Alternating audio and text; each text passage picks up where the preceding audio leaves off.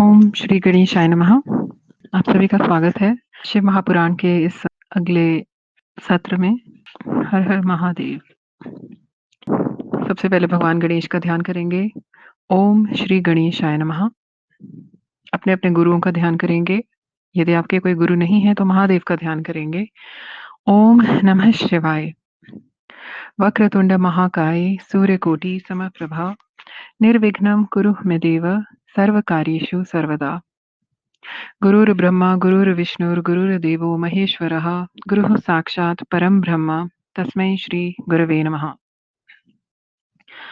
आज हम शिव महापुराण के श्री शतरुद्र संहिता के 25वें और 26वें अध्याय का पाठ करेंगे। पाठ प्रारंभ करने से पहले ही मैं भगवान से क्षमा याचना करना चाहूंगी कि यदि मेरे पठन में, उच्चारण में किसी भी प्रकार से कोई कमी हो या कोई त्रुटि हो तो कृपया वो मुझे क्षमा करें। और जो भी सुन रहे हैं हमारे साथ लाइव और जो बाद में भी सुनेंगे उन पर और उन सभी के परिवारों पर अपनी असीम दया और कृपा बरसाएं वो। हर हर महादेव। आज हम 25वां अध्याय से प्रारंभ करेंगे श्री शतरुद्र संहिता के। पिप्लाद के बारे में हमने पिछले सत्र में पढ़ा था। और यदि कोई पहली बार हमारे साथ जुड़ रहे हैं तो जो यूट्यूब है उस पर इसका रिकॉर्डेड वर्जन रहता है। तो पिप्लाद कौन थे? जो दधीची थे, उन्होंने अपनी जो अस्थियां हैं उनको दिया था देवताओं की मदद के लिए, ताकि जो वृत्रासुर नामक राक्षस था उसका वध किया जा सके। तो पिप्लाद उनके पुत्र हैं, सुवर्चा और दधीची जी के। तो नंदीश्वर बोले, हे सनत कुमार जी, एक दिन दधीची पुत्र ऋषि पिप्लाद पुष्पभद्र नामक नदी में स्नान कर रहे थे। तभी उनकी दृष्टि एक सुंदर मनोहर युवती पर पड़ी। वह युवती भगवान शिव का ही अंश थी। उसे देखकर मुनि पिप्लाद मोहित हो गए और उसे प्राप्त करने की इच्छा करने लगे। ओम नमः शिवाय। ओम नमः शिवाय। ओम नमः शिवाय।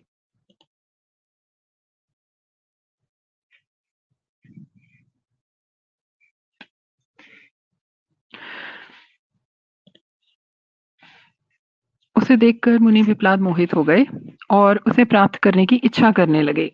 उन्हें ज्ञात हुआ कि वह परम सुंदरी राजा अनरण्य की पुत्री है। यह जानकर मुनि पिप्लाद राजा अनरण्य के घर पधारे और उनसे उनकी पुत्री का हाथ मांगा। यह जानकर मुनि पिप्लाद राजा, क्षमा करें मैंने एक बात लाइन को रिपीट कर रही हूँ, just there is some disturbance here. ओम नमः शिवाय। यह जानकर मुनि पिप्लाद राजा अनरण्य के घर पधारे और उनसे उनकी पुत्री का हाथ मांगा। ऋषि की बातें सुनकर राजा सोच में डूब गए कि मैं अपनी प्रिय पुत्री, जो कि सदैव राजसी ठाठ बाट से रही है, उसको कैसे एक योगी के साथ ब्याह दूं, जिसके ना तो कोई रहने का ठिकाना है और ना ही खाने पीने का। Isn't that strange?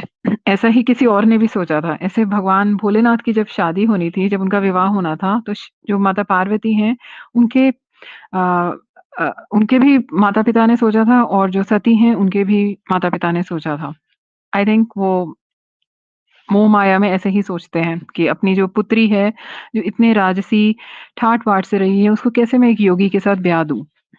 इस प्रकार राजा अनरण्य को सोच में डूबा देखकर ऋषि पिप्लाद को क्रोध आ गया और वे राजा से बोले, हे राजन, तुम मुझे अपनी कन्या खुशी से सौंप दो, अन्यथा मैं तुम्हारे सारे राज्य को तुम्हारे साथ भस्म कर दूंगा। मुनि की बातें सुनकर राजा अनरण्य भयभीत हो गए। उन्होंने अपने राज्य और प्रजा की रक्षा हेतु अपनी पुत्री पद्मा का विवाह सहर्ष मुनि पिप्लाद से कर दिया।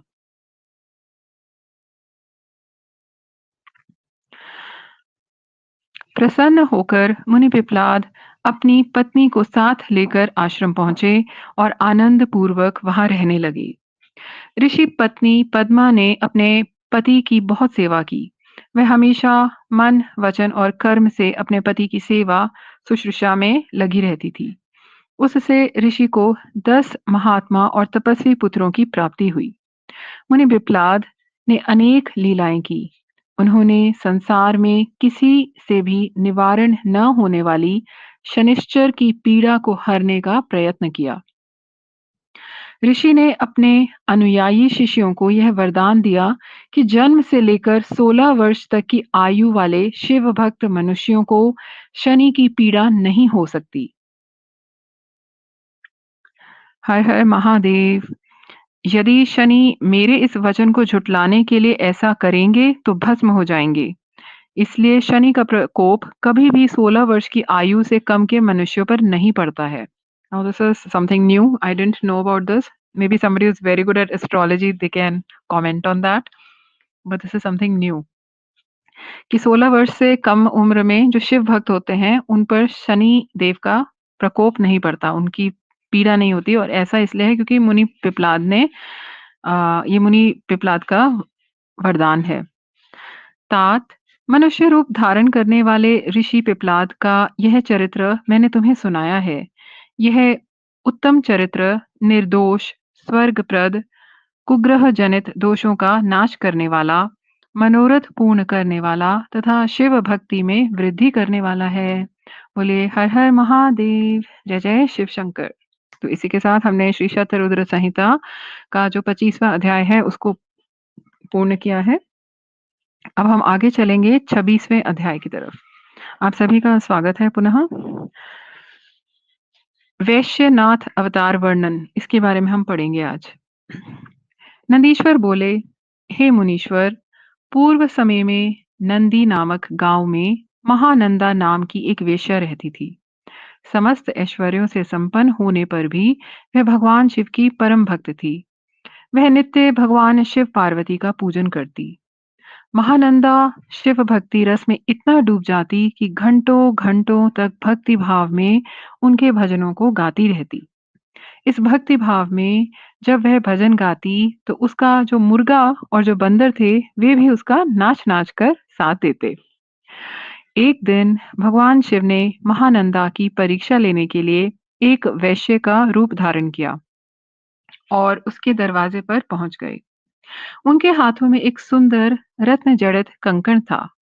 उस वैश्य का कंकण महानंदा को भा गया। वह उसे पाना चाहती थी। वैश्य रूपी भगवान शिव ने उसके मन की बात जान ली और बोले, हे देवी, यदि आपको यह कंकण पसंद है तो इसका मूल्य चुकाकर इसे आप रख लें। उस वैश्य की बात सुनकर महानंदा ने विनम्रता से मुस्कुराते हुए कहा, मैं तो एक वेश्या हूँ। व्यभिचार ही मेरे कुल का धर्म है। इसके अतिरिक्त मेरे पास कुछ भी नहीं है। यदि आप मुझे यह कंकण देंगे तो मैं 3 दिन तक आपकी पत्नी बनकर आपके साथ निवास करूंगी। देवी महानंदा के प्रस्ताव को सुनकर वह वैश्य तैयार हो गया और कहने लगा कि सूर्य और चंद्रमा इस बात के प्रमाण हैं। अब तुम मेरे हृदय पर हाथ रखकर 3 बार यह कहो कि तुम 3 दिन तक मेरे साथ मेरी पत्नी बनकर रहोगी।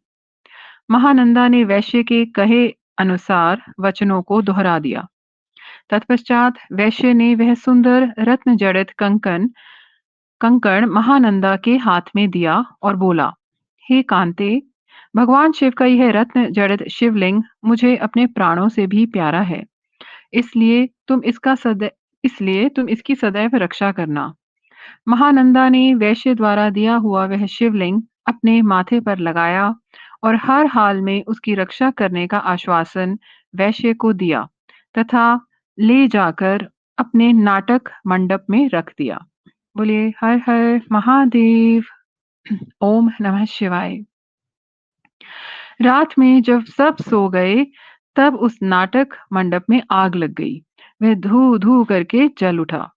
महानंदा ने अपने बंदर और मुर्गे को तो बचा लिया, परंतु भगवान शिव के रत्न जड़ित सुंदर लिंग को जो वैश्य ने उसे संभाल कर रखने के लिए दिया था न बचा सकी। वह आग में जलकर नष्ट हो गया था। यह देखकर वह वैश्य और महानंदा बहुत दुखी हुए। उस वैश्य ने कहा, हे नंदे, यह शिवलिंग मुझे अपने प्राणों से भी अधिक प्रिय था। जब शिवलिंग ही जल गया है तो अब मैं क्या करूँगा? महानंदा के बहुत समझाने पर भी वैश्य नहीं माना और उसने अपने शरीर को अग्नि की भेंट कर दिया। यह देखकर महानंदा को बहुत दुख हुआ कि मेरी असावधानी के कारण उस वैश्य के प्राण चले गए। मेरे ही कारण एक परम शिव भक्त मर गया। यह सोच-सोच कर नंदा पागल हुई जा रही थी। उसे याद आया कि उसने वैश्य से 3 दिन तक उसके साथ रहने का वचन दिया था। तब महानंदा ने अपना सारा धन, रत्न, आभूषण आदि सभी बहुमूल्य वस्तुएं आदि प्रसन्नता से ब्राह्मणों को दान कर दिए और स्वयं उस वैश्य की चिताग्नि में कूदने लगी। परंतु इससे पहले कि महानंदा उस अग्नि में प्रवेश करती, वहां भगवान शिव प्रकट हो गए। भगवान शिव को साक्षात अपने सामने पाकर नंदा स्तब्ध रह गई और एकटक उन्हें देखने लगी। हर हर Mahadev! Just imagine the scene. Just imagine the beautiful scene. I mean भगवान शिव भी कैसी-कैसी परीक्षा लेते हैं, बट भगवान शिव सामने आ जाएँ तो आप क्या करोगे? तो वो एकटक उन्हें देखने लगी। उसकी आँखों से आँसू बहने लगे। कुछ क्षण पश्चात जैसे ही उसे ध्यान आया, उसने भगवान शिव के चरण पकड़ लिए और उनकी स्तुति करने लगी। तब प्रसन्न होकर महादेव जी बोले, "नंदा, मैं तुम्हारी सत्यता, धर्म, धैर्य और निश्चल भक्ति भावना से बहुत प्रसन्न हूँ। मैंने ही वैश्य रूप धारण करके तुम्हारी परीक्षा ली थी, जिसमें तुम सफल हुई। माँगो, क्या माँगती हो?" तब महानंदा बोली, "भगवन, मैं और मेरे सभी साथी आपके दर्शनों से ही धन्य हो गए। इससे अधिक हमें कुछ भी नहीं चाहिए। हाँ, यदि फिर भी आप कुछ देना ही चाहते हैं, तो अपने चरणों में थोड़ा-सा स्थान दे दीजिए।" यह सुनकर शिवजी ने प्रसन्नतापूर्वक महानंदा को शिवलोक भेज दिया। बोलिए हर हर Mahadev. This was such a sweet story. Actually मुझे लगा था कहीं और जा रही है, बट कहीं और चली गई। सो ये आज हमारा 26वां अध्याय भी पूर्ण हुआ। भगवान शिव की लीला अपरंपार है। वो किस रूप में हमारे सामने क्या परीक्षा लेकर आ जाएँ।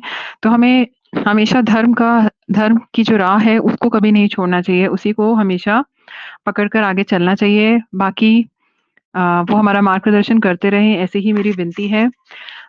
इसके साथ हम आज का जो सत्र है वह पूर्ण करते हैं और मेरी भगवान शिव और माता पार्वती से यह प्रार्थना है कि जो-जो हमारे साथ लाइव पर इस समय जुड़े हैं, उन सबका और हम सभी का और उन सभी के परिवारों का परम कल्याण हो। भगवान शिव शंकर आज के शुभ दिन आप सभी को आशीर्वाद दें और मेरी उनसे ये भी प्रार्थना है कि भारतवर्ष महान रहे और सनातन धर्म की सदैव जय हो। सनातन की जो ध्वजा है वह सदैव, सदैव, सदैव ऊँची फहराती रहे। और इसी के साथ-साथ मैं आप सभी से आज्ञा लूँगी। हम फिर से मिलेंगे अगले किसी सत्र में भगवान शिव की आशीर्वाद से और भगवान शिव की ही कृपा से। बोलिए हर हर महादेव! जय जय शिव शंभू। ओम नमः शिवाय। ओम नमः शिवाय।